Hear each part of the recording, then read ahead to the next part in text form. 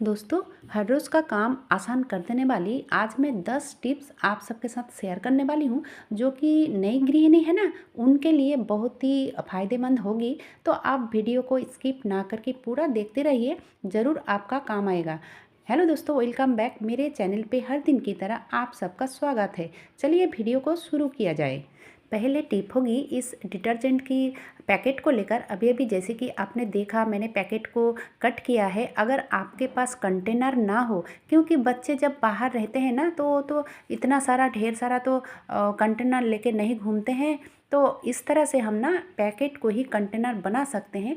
जैसे कि वाटर बोतल है ना, तो ऊपर पार्ट 2 उंगलियां करीब कट कर लिया है और उसको इस तरह से अंदर की साइड डाल दिया है। अब अंदर की साइड डालने के बाद क्या करोगे, ये जो रबर बैंड है ना, ये तो हर किसी के पास होते हैं।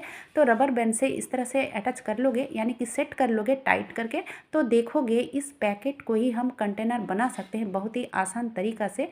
क्योंकि जब हम घर पे रहते हैं तो बहुत सारा कंटेनर वगैरह रहता है, हम कंटेनर में डाल देते हैं। लेकिन बच्चे पढ़ाई की वजह से हो या फिर काम की वजह से बाहर रहते हैं, तो इस तरह से ना कर सकते हैं। चलिए अब देख लेते हैं अगली वाला टिप।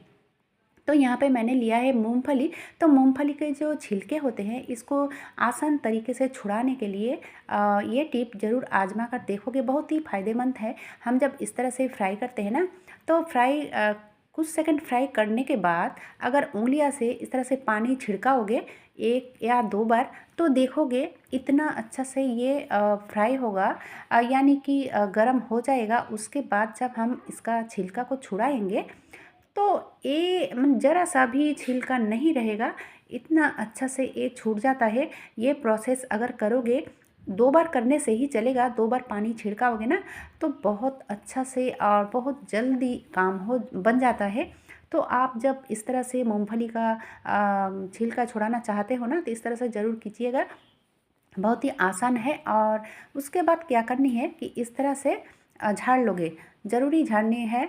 तो आप चलिए देख लेते हैं अगली वाला टिप। अगली वाला टिप जो है कि ज़्यादातर लोगों का क्या होता है ना, कि गैस की प्रॉब्लम होती है। तो हम अगर ये काम हर रोज़ करते हैं ना, तो गैस की प्रॉब्लम ज़रा सा होने से भी कम जाएगा। तो ये क्या है कि ये है अजवाइन। दोपहर हो या फिर रात में हो, खाना खाने के बाद अगर हम इस अजवाइन को इस तरह से, यानी कि थोड़ा सा अगर चबा कर हम खा लेना, तो देखो कि गैस की जो प्रॉब्लम है वो ख़त्म हो जाएगी धीरे धीरे। आप इस तरह से ना हर रोज़ कर सकते हो, बहुत ही अच्छा एक टिप है। मैं कोई डॉक्टर नहीं हूँ दोस्तों, लेकिन मैंने जो फ़ील किया है वही आप सबके साथ शेयर किया है। अब चलिए देख लेते हैं अगली वाला टिप। ये जो मोर्टीन की कॉइल है, तो हम जलाते हैं। कभी कभी क्या होता है ना, इसकी जो स्टैंड होती है तो गुम हो जाती है, या फिर कुछ भी हो, अगर नहीं रहे मेरे पास या फिर आपके पास, तो ये ना नेल कटर जो है उसकी मदद से हम इसको स्टैंड कर सकते हैं। अब देखिए, अब कभी कभी क्या होता है कि पूरा इस मोर्टीन को नहीं जलानी है, तो क्या करें उस टाइम।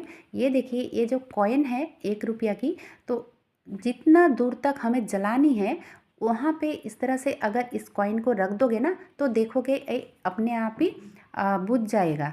तो चलिए अब देख लेते हैं अगली वाला टिप। अगली वाला टिप होगी इस तरह की कोई भी पैकेट्स को लेकर। तो हम जब पैकेट खोलते हैं, तो खोलने के बाद जितना ज़रूरी होती है हम ले लेते हैं, और बाकी क्या करते हैं, इस तरह से इसको रख देते हैं रबर बैंड की मदद से। लेकिन दोस्तों, कुछ कुछ चीज़ें ऐसी होती है कि उसको रबर बैंड की मदद से नहीं रखना चाहिए। आप किस तरह से भी रखो, पैकेट में नरम हो ही जाता है। ये जैसे कि काजू की पैकेट है, अगर ज़रा सा हम टाइम देकर, यानी कि 1 मिनट भी नहीं लगेगा, इस कंटेनर के अंदर डाल देंगे ना, तो ये टेंशन फ्री एकदम से नरम नहीं होगा दोस्तों। चलिए अब देख लेते हैं अगली वाला टिप। तो ये नई गृहिणी के लिए बहुत ही यूज़फुल टिप होगी, क्योंकि ये जो आटा गूँथना है ना, तो बहुत ही डिफ़िकल्ट है होती है। तो पानी की परिमाप सह हम बताएंगे कि कितना आटा में कितना पानी देना चाहिए। तो सबसे पहले टिप है, यहाँ पे मैंने लिया है जो गमला, उसमें मैंने दूध उबाला था और इधर उधर लगा हुआ था, इसीलिए मैंने इसी में ही आटा को गूँध लूँगी ताकि वो वेस्ट ना हो। अब देखिए, 1 कटोरी आटा का लिए कितना पानी चाहिए, तो मैंने जिस कटोरी से आटा लिया था ना, उसी कटोरी का 1 कटोरी पानी भी लिया है। अब रोटी नरम अगर आपको खानी है, तो एक साथ पानी डालना नहीं है दोस्तों, थोड़ा थोड़ा पानी डालना है और इस तरह से अगर गूँथोगे ना तो रोटी इतना सॉफ्ट होगा कि आप इस तरह से बनाओगे तो आपका समझ में आ जाएगा। अब चलिए थोड़ा थोड़ा पानी देकर मैंने आटा तो गूँथ लिया है और इस तरह से ज़रूर थोड़ा सा टाइम लेकर गूँथोगे तो बहुत ही नरम और सॉफ्ट बनेगा ये रोटी। और ये आटा गूँथने के बाद ना 20 मिनट के लिए इसको छोड़ देना है और छोड़ देने से पहले थोड़ा सा ऑयल लगा दिया है मैंने। अब ऑयल लगाने के बाद इसको 20 मिनट के लिए रख देना है। अब चलिए पानी कितना लगा ये देखिए दोस्तों, 1 कटोरी आटा के लिए ना आधा कटोरी ही पानी लगेगी तो एकदम से परफेक्ट आटा गूँथना हो जाएगा। अब चलिए इस आटे का रोटी कैसा बनता है, मैं जिस तरह से आटा को गूँथा है इस तरह से अगर गूँथोगे ना तो आप हैरान रह जाओगे। अगर किसी के पास रोटी फूलता नहीं है या फिर सॉफ्ट नहीं होता है तो इस तरह से आटा गूँथोगे थोड़ा थोड़ा पानी देकर और 20 मिनट के लिए छोड़ दोगे ढककर। उसके बाद रोटी जब बनाओगे ना आपको इतना मज़ा आएगा कि आप खुद भी हैरान रह जाओगे कि इतना सॉफ्ट इतना फूला फूला रोटी भी हो सकता है। तो चलिए अब यहाँ पे एक मैं टिप देना चाहती हूँ कि कभी कभी क्या होता है ना रोटी तो तवे पे दे देते हैं लेकिन पहले वाला रोटी कभी कभी क्या होता है इसमें चिपक जाता है। तो क्यों चिपक जाता है वही अगर हमें समझ में आ जाए तो रोटी नहीं चिपकेगी। क्योंकि कभी कभी क्या होता है ना कि तवा ज़्यादा गर्म हो जाता है या फिर तवा बहुत पुरानी हो चुकी है इसीलिए भी रोटी चिपक जाता है। तो उसके लिए एक लिक्विड बनानी है, इसके लिए कोई खर्च नहीं होगी दोस्तों। यहाँ पे मैंने डाला है पानी और पानी में क्या दूंगी हाथ के पास ही है ये जो ऑयल है ना ये ऑयल ज़रा सा ऑयल छोटा स्पून का 1 स्पून भी नहीं होगी, आधा चम्मच भी नहीं होगी, ज़रा सा ऑयल इस पानी में मिला लो और फिर इस तरह से सेक कर लो।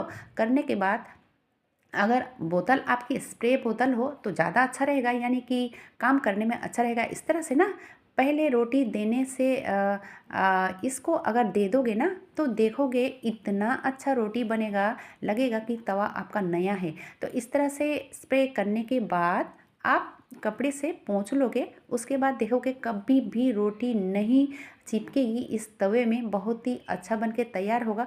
और अगर आप ज़्यादा रोटी बनाते हो ना तो रोटी बनाते बनाते मिडिल में भी ये प्रोसेस कर सकते हो, यानी कि जो मैंने लिक्विड बनाया है उसको कर सकते हो। और अगर इस लिक्विड को एक बार बना लोगे तो ये 7 दिन 10 दिन 20 दिन 1 महीना तक चलेगा, ये ख़राब नहीं होगी दोस्तों। बहुत ही बढ़िया टिप है। जो लोग नई गृहिणी है समझ में नहीं आता है तो इस तरह से ज़रूर कर सकते हो दोस्तों। और दूसरी प्रोसेस क्या है कि इस तरह से हम रोटी फुलाते हैं कपड़े की मदद से, लेकिन हाथ में ताप लगती है या फिर जो सोने की कंगन टंगन होती है ना तो उसकी भी ख़राब होने की चांसेस रहती है। तो आप इस तरह से ना जो सब्जी मैसर है तो इस तरह से आप रोटी को दबा सकते हो तो आपके हाथों में ताप नहीं लगेगी। ये बहुत ही बढ़िया टिप है। तो कैसा लगा दोस्तों आज का ये वीडियो? अच्छा लगा है तो छोटा सा एक लाइक देकर चैनल को सब्सक्राइब जरूर कर लेना। आज के लिए बस इतना ही।